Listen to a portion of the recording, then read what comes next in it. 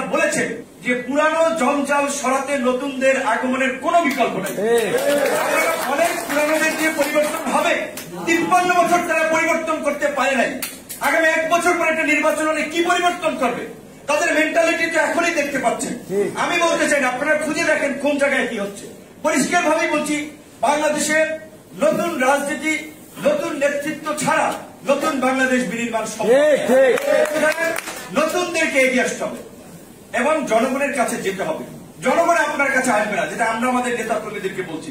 সেই জায়গা থেকে আমাদের এই নবগঠিত আইনজীবী অধিকার পরিষদের কমিটির নেতৃবৃন্দকে বলবো, পাবনা বার থেকে হবিগঞ্জ থেকে আপনারা এখানে আসবেন। আপনারা হবিগঞ্জ বারে যাবেন, আইনজীবীদের সাথে কথা বলবেন, মত বিনিময় করবেন।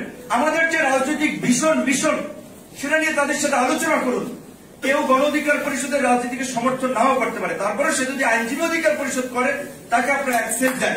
আইনজীবী অধিকার পরিষদ আর গণ অধিকার পরিষদ এক হবে না।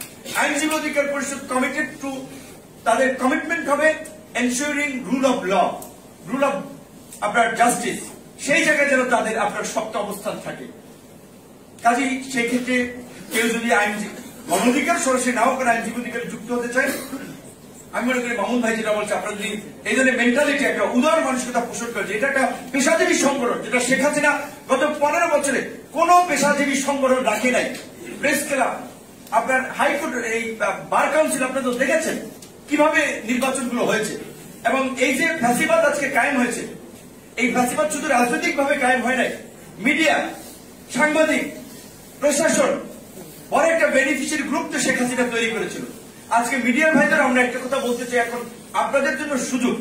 আমার নিজের একটা কথা বলি, যে কিছুদিন আগে পটুয়াখালীর একটা নিউজ করেছিল, একটা চত্বর পোস্টার দিয়ে ভরে ফেলেছে। সেটা বিএনপির লোকের পোস্টার ছিল, আমাদেরও লোকজনের কিছু পোস্টার ছিল। নতুন লোক এত খেয়াল করে নাই। যাই হোক, নিউজ হয়েছে, 6 ঘন্টা পরে আপনার ফাঁকা। বিএনপির লোকেরা তাদেরটাও সরাই দিছে, আমাদের লোকেরা তাদেরটাও সরাই দিছে। ভুল করেছে মিডিয়া, যখন সেই বিষয়টাকে পিক করেছে তারা সংশোধন হয়েছে। আর মনে করেন জিন্দিগিতে যাবো এখানে পোস্টার লাগাইছে। এই যে মিডিয়ার ও রাষ্ট্র সংস্কারের ক্ষেত্রে একটা গুরুত্বপূর্ণ ভূমিকা পালনের সুযোগ ওয়াচডগ হিসেবে সেইটা আপনারা পালন করেন। কিন্তু আপনাদের এই মেন্টালিটি চেঞ্জ করতে হবে। বৃষ্টি যেদিকে, ছাতা সেই দিকে। আগে এক সরকারের গুণগান গাইছেন, এখন আরেক দল আপকামিং মনে হয়েছে পাওয়ার পার্টি, কাজী তেলতলা মনোভাব ওইদিকে আবার ঢেলে দিচ্ছেন। এই মনোভাব পরিহার করতে হবে। এই চারিত্রিক দৃঢ়তা আপনাদের না থাকে, আবার কিন্তু বাংলাদেশ আরেক দিকে চলে যাবে। কাজে সকলের প্রতি আমাদের আহ্বান, যে নতুন বাংলাদেশ বিনির্মাণ করার জন্য যেটা ছাত্রদের কমিটমেন্ট ছিল, যে ফাঁসিবাদী ব্যবস্থার বিলোপ এবং নতুন রাজনৈতিক বন্দোবস্ত। পুরানো রাজনীতি দিয়ে চললে তো এই আলাপ আসতো না, যে আমাদের নতুন রাজনৈতিক বন্দোবস্তের প্রয়োজন। 33%, 30%, 34% ভোট নিয়ে একজন সরকার গঠন করছে, আর 30% ভোট নিয়ে একজন বিরোধী দল আছে, তার ভোটের কোনো দাম নেই। সেখানে রাজনৈতিক দলগুলো আলাপ করছে যে এখন সংখ্যানুপাতিক নির্বাচন বা প্রপোর্শনাল ইলেকশন সিস্টেমে যেতে, অর্থাৎ প্রত্যেক ভোটের একটা মূল্যায়ন থাকবে এবং সকলের অংশগ্রহণের মধ্যে একটা ইনক্লুসিভ পার্লামেন্ট হবে। আমি বলছি এটা করতেই হবে। সবাই আলাপ তুলছে, আলাপ করেন, তর্ক করেন, ফাইনাল সিদ্ধান্ত সরকার নেই। দ্বিকক্ষ বিশিষ্ট পার্লামেন্টের কথা বলছি। পুলিশকে দলীয়করণ থেকে মুক্ত করার জন্য একটা স্বাধীন পুলিশ কমিশনের কথা বলছে। এই ধরনের যে রিফর্মের কথা আসতেছে, ইলেকশন কমিশন কি প্রক্রিয়ায় গঠিত হবে, আপনারা যদি গুগলে একটু সার্চ দিবেন, অনেক বলছে ইন্দোনেশিয়াতে যে প্রক্রিয়ায় ইলেকশন কমিশনটা গঠিত হয়, আমরা কিছুটা সেই প্রক্রিয়াটা অনুসরণ করতে পারি। একটা সার্চ কমিটি হবে, সার্চ কমিটি জনগণের কাছে, আইনজীবীদের কাছে, রাজনৈতিক দলগুলোর কাছে নাম চাবে, তাদের নিয়ে গণশুনানি হবে যে এই নির্বাচন কমিশন অ্যাপ্লাই করেছে, সে তার বিরুদ্ধে আপনাদের কোনো অভিযোগ আছে কিনা। এরকম আপনার গণশুনানির পরে সঠিক মানুষকে বাছাই করা হবে 5 জন কিংবা 7 জন নির্বাচন কমিশন হিসেবে, কিংবা 3 জন। তারা একটা নিরপেক্ষ নির্বাচন করবে। নির্বাচন কমিশন ডিসি, এসপিরা রিটার্নিং অফিসার হবে না, কারণ তাদের যে দীর্ঘদিনের প্র্যাকটিস, তারা দলীয় গণ্ডির বাইরে অনেক ক্ষেত্রে ভূমিকা রাখতে পারে না। নির্বাচন কমিশনে একটা স্বাধীন ক্যাডার লাগবে।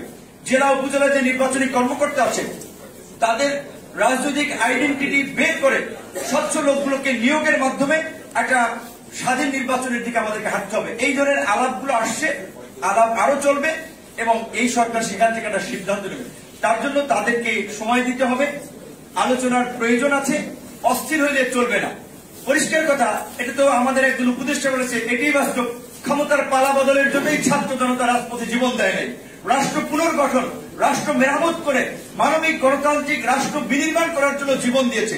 এই সংস্কার করতে হবে অন্তর্বর্তীকালীন সরকারকে।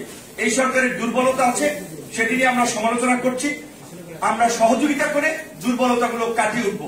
আজকে পার্বত্য চট্টগ্রামের কথা বলা হচ্ছে, এদিকে মাইনরিটি কমিউনিটির বিভিন্ন ইস্যুর কথা বলা হচ্ছে। এই ইস্যুগুলো কেন হচ্ছে সরকারকে মনোযোগ দিতে হবে এবং সরকারের সাথে রাজনৈতিক দলগুলোর একটা মানে ক্লোজ সম্পর্ক বা সংযোগ থাকতে হবে। সেদিক থেকে আমরা অনেকদিন ধরে বলে আসছি, এই সরকারের অবস্থানকে টেকসই করার জন্য, স্থিতিশীল করার জন্য আরো বিভিন্ন রাজনৈতিক দলের প্রতিনিধিদের নিয়ে একটা জাতীয় সরকার করতে পারে, আরো 8-10 জনকে বাড়িয়ে কাঠামোটা বড় করতে পারে। কারণ সরকারের 21 সদস্য বিশিষ্ট উপদেষ্টা কমিটি পরিপূর্ণভাবে ফাংশন করতে পারছে না। এটা প্রমাণিত গত 1.5 মাসে। গতকালকে একটা পত্রিকার জরিপ, 51% মানুষ সরকারের পারফরমেন্সে সন্তুষ্ট, 49% সন্তুষ্ট না। এটা কিন্তু একটা ভয়ঙ্কর সরকারের জন্য মেসেজ যে 1.5 মাসে তাদের 49% সমর্থন কিন্তু কমে গেছে। সুতরাং সরকার যদি জনগণের পালস বুঝতে না পারে, রাজনৈতিক দলগুলোর সাথে তাদের গ্যাপ থাকে, তাহলে কিন্তু তাদের জন্য বিপদ হয়ে দাঁড়াবে। আর এই সরকার যদি ব্যর্থ হয়, বাংলাদেশ আরেকটা বিপর্যয়ের মুখে পড়বে, যেটা আমাদের ডেপুটি অ্যাটর্নি জেনারেল আপনার আমাদের এরশাদুল বারী ভাই বলেছেন যে বাংলাদেশ তার এই রকমের সুযোগ পায় না। এরকম একজন লোককে আমরা প্রধান হিসেবে পেয়েছি। আপনার ওই জঙ্গিবাদের প্রোপাগান্ডা, উগ্রবাদের প্রোপাগান্ডা, সেই সমস্ত প্রোপাগান্ডা আন্তর্জাতিক মার্কেট আর খাওয়াতে পারবে না।